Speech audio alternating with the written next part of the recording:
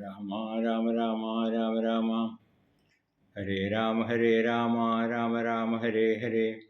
ഹരേ കൃഷ്ണ കൃഷ്ണ കൃഷ്ണ ഹരേ ഹരേ. നാരായണ നാരായണ നാരായണ നാരായണ നാരായണ നാരായണ നാരായണ നാരായണ നാരായണ നാരായണ നാരായണ നാരായണ നാരായണ നാരായണ നാരായണ. ശുക്ലാംബരധരം വിഷ്ണും ശശിവർണം ചതുർഭുജം പ്രസന്നവദനം ധ്യായേൽ സർവവിഘ്നോപശാന്തയേ. കൂജന്തം രാമ രാമേതി മധുരം മധുരാക്ഷരം ആരുഹ്യ കവിതാശാഖാം വന്ദേ വാൽമീകികോകിലം. യത്ര യത്ര രഘുനാഥകീർത്തനം തത്ര തത്ര കൃതമസ്തകാഞ്ജലിം ബാഷ്പവാരി പരിപൂർണലോചനം മാരുതിം നമത രാക്ഷസാന്തകം. മനോജവം മാരുതതുല്യവേഗം ജിതേന്ദ്രിയം ബുദ്ധിമതാം വരിഷ്ഠം വാതാത്മജം വാനരയൂഥമുഖ്യം ശ്രീരാമദൂതം ശിരസാ നമാമി. നമോസ്തു രാമായ സലക്ഷ്മണായ ദേവീ തസ്യൈ ജനകാത്മജായൈ. നമോസ്തു രുദ്രേന്ദ്രയമാനിരേഭ്യോ നമോസ്തു ചന്ദ്രാർക്കമരുൾഗണേഭ്യാം. സർവത്ര രാമനാമസങ്കീർത്തനം. രാമ രാമ രാമ രാമ ഹരേ രാമ രാമ രാമ ഹരേ ഹരേ. ഹരേ കൃഷ്ണ കൃഷ്ണ കൃഷ്ണ ഹരേ ഹരേ. സർവത്ര രാമനാമസങ്കീർത്തനം. രാമ രാമ രാമ രാമ രാമ രാമ രാമ രാമ രാമ രാമ. ശ്രീരാമചന്ദ്ര ഭക്തന്മാർക്ക് നമസ്കാരം. എല്ലാ ശ്രോതാക്കൾക്കും ഈയുള്ളവൻ്റെ കൂപ്പുകൈ. വാൽമീകി രാമായണ പാരായണ പ്രഭാഷണ യജ്ഞത്തിൻ്റെ 356 ഭാഗത്തിലേക്ക് എല്ലാവരെയും സ്വാഗതം ചെയ്തുകൊള്ളുന്നു. കിഷ്കിന്ധാകാണ്ഡത്തിലെ 61ാമത്തെ സർഗം ആണ് ഇന്ന് പാരായണം ചെയ്യാനായിട്ട് പോകുന്നത്. സമ്പാദി എന്നുള്ള കഴുകൻ, ജടായുവിൻ്റെ സഹോദരൻ, സമ്പാദിയുടെ ചിറകെല്ലാം കരിഞ്ഞു വീഴാനായിട്ട് ഇടവന്നു. ആ പക്ഷദാഹം എന്ന് പറയും, പക്ഷദഹനം എന്നൊക്കെ പറയാം. സമ്പാദിയുടെ ചിറകുകൾ കൊഴിഞ്ഞു വീഴാനുള്ള കാരണം എന്താണ് എന്ന് നിശാകരമുനി ചോദിക്കുകയാണ് സമ്പാദിയോട്. നിശാകരമുനിയുടെ ആശ്രമത്തിലേക്ക് സമ്പാദി ചെന്നപ്പോൾ കാണാനായിട്ട് ചെന്നു എന്ന് കഴിഞ്ഞ സർഗത്തിൽ നമ്മൾ കേട്ടുമല്ലോ. സമ്പാദിയുടെ ശരീരം വളരെ ക്ഷീണിച്ചിരിക്കുന്നത് കണ്ടിട്ട്, അതുപോലെ ചിറകെല്ലാം കരിഞ്ഞിരിക്കുന്നത് കണ്ടപ്പോൾ നിശാകരമുനി ചോദിക്കുകയാണ് സമ്പാദിയോട്, നിങ്ങളെ രണ്ടുപേരെ, രണ്ട് പക്ഷികളെ, സമ്പാദിയും ജടായുസ്സും രണ്ട് മിടുക്കന്മാരായിട്ടുള്ള പക്ഷികളായിരുന്നു. നിങ്ങളുടെ നല്ല കാലത്തിൽ എൻ്റെ ആശ്രമത്തിൽ നിങ്ങൾ വന്നിട്ടുണ്ട്, എൻ്റെ അനുഗ്രഹം വാങ്ങിച്ചിട്ടുണ്ട്, ഞാനതിപ്പോൾ ഓർമ്മിക്കണു. ഇപ്പം നിങ്ങൾക്ക് എന്ത് പറ്റി? സമ്പാദിയോട് ചോദിക്കുകയാണ്. വല്ലാതെ ക്ഷീണിച്ചിരിക്കുന്നുവല്ലോ, ചിറകെല്ലാം കരിഞ്ഞിരിക്കുന്നുവല്ലോ, എന്ത് സംഭവിച്ചു എന്നൊക്കെ ചോദിക്കുകയാണ്. സമ്പാദിയുടെ ചരിത്രം പറയാനായിട്ട് ആവശ്യപ്പെടുകയാണ് നിശാകരമുനി. അത് പ്രകാരം, നിശാകരമുനിയുടെ ആവശ്യപ്രകാരം സമ്പാദി തനിക്ക് എന്ത് സംഭവിച്ചു എന്ന് നിശാകരമുനിയോട് വർണ്ണിക്കുന്നതാണ് ഈ 61ാം സർഗത്തിൽ വർണ്ണിക്കുന്നത്. നമുക്ക് 61ാം സർഗം ഒന്ന് പാരായണം ചെയ്ത് അതിലെ കഥാഭാഗം വർണ്ണിക്കാം. നമ്മൾ ആദ്യം കേട്ട കഥ തന്നെയാണ് സമ്പാദി വീണ്ടും പറയാനായിട്ട് പോകുന്നത്. സമ്പാദി സൂര്യനെ എൻ്റെ അടുത്തേക്ക് പറന്നു പോയി എന്നും എൻ്റെ താപമേറ്റുകൊണ്ട് ശരീരം ചൂടായി ചിറകുകളെല്ലാം കരിഞ്ഞു വീണു എന്നുമൊക്കെയാണ് സമ്പാദി പറയാൻ പോകുന്നത്. ഏതായാലും നമുക്ക് കേൾക്കാം. ഓം നമോ ഭഗവതേ വാസുദേവായ. അഥ കിഷ്കിന്ധാകാണ്ഡേ ഏകഷഷ്ടിതമഃ സർഗഃ. തതസ്സദ്ദാരുണം കർമ്മ ദുഷ്കരം സാഹസാത്കൃതം ആചചക്ഷേ മുനേ സർവം സൂര്യാനുഗമനം തഥാ. ഭഗവൻ പ്രണയുക്തത്വാൽ ലജ്ജയാം വ്യാകുലേന്ദ്രിയാം പരിശ്രാന്തോ ന ശക്നോമി വചനം പ്രതിഭാഷിതം. അഹം ചൈവ ജടായുസ്സാം സംഘർഷാദർപ്പമോഹിതൗ ആകാശം പതിതൗ വീരൗ ജിജ്ഞാസന്തൗ പരാക്രമം. കൈലാസശിഖരേ ബദ്ധ്വാ മുനീനാമഗ്രതർപ്പണം രവിസ്യാദന്യാതവ്യോ യാവതസ്ഥം മഹാഗിരിം.